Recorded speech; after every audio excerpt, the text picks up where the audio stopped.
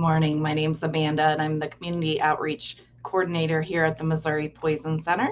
And spring has began, and so it is important for us today to talk about something we may not want to be doing, which is spring cleaning and cleaning safety. But spring is here, so we might as well learn some safety tips to make sure we're doing it safely. All right, so let's go ahead and talk through some just basic information. It's really important to use cleaning products as directed and to read and follow the directions and all the safety warnings that are on the label.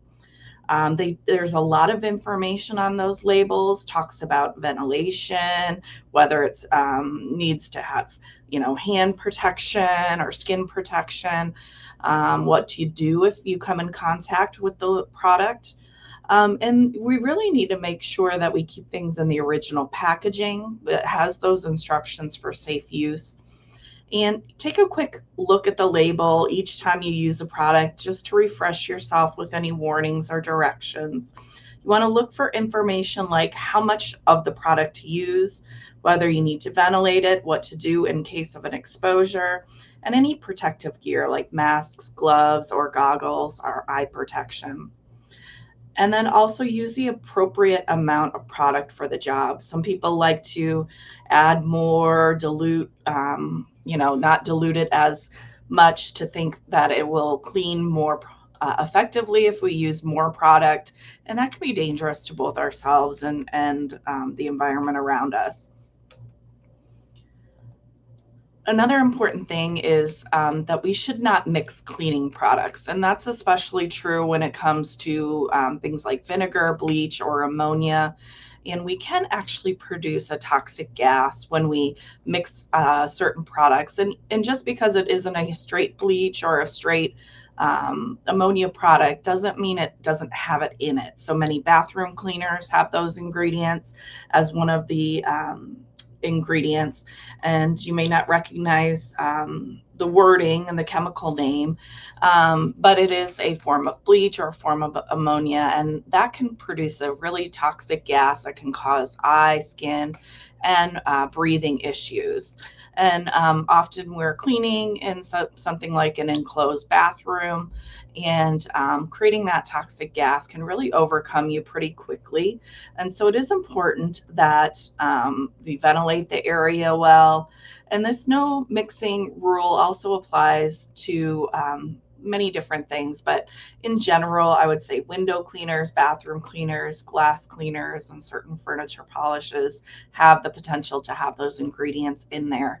So the really important rule of thumb is just not to mix anything because of those potential gases that can be created, just to use it as directed on the bottle. Another important cleaning tip is not to transfer cleaning products out of their original containers. So, for example, people like to move cleaning products and chemicals, into a different container to dilute it, or to store it, to reduce, storage space if you have a larger product. And that can be really dangerous because often we'll put these products into beverage containers like soda bottle or water bottle, and then somebody unsuspecting may come along and inadvertently ingest that by mistake. So you can see that liquid plumber product there obviously does have an odor and whatnot, but we see it looks very much like some water. And so it's really important to keep those products in the original containers, both to prevent a poisoning, but also in case of a poisoning, then we have the original packaging, ingredients, and warning labels that help us to help you determine what to do if a poisoning does occur. Some other things that you might see on some of your labels are what we call signal words, and it's really helps to determine the risk level of something. And often we see these on pesticides, but we can also see them on cleaning products from time to time, but just because it doesn't have it doesn't mean it's completely safe. But if you do see it, then you'll kind of know the level of concern. So for example, you'll see caution on products that are mildly toxic if eaten or absorbed through the skin or inhaled, so it can cause minor symptoms. The next level up is warning, and it means a product is moderately toxic if exposed to it. You kind of see this stop light, excuse me, picture here depicting the different levels. And then danger is the highest of these, and it's highly toxic, especially if it's can cause permanent damage both to the skin, eyes, or if swallowed. And the word poison must also be included on the front label if it does have this signal word on there. But again, they're not required to have them on the product. So just because you don't see it doesn't mean it's safe. However, if you do see it, you can kind of judge the risk level, starting with caution and then warning, then danger. Oops. Last information here is we want to store things safely, especially if you have children and pets in the home. We want to make sure that they're stored up high, ideally locked and out of reach of children. Never leave a bottle of cleaning products open and unattended. Kids do love to open things and spraying nozzles and, see the bright colors and the interesting packaging, and potentially get really tempted to want to spray it, and maybe accidentally get it in their eyes or on their skin.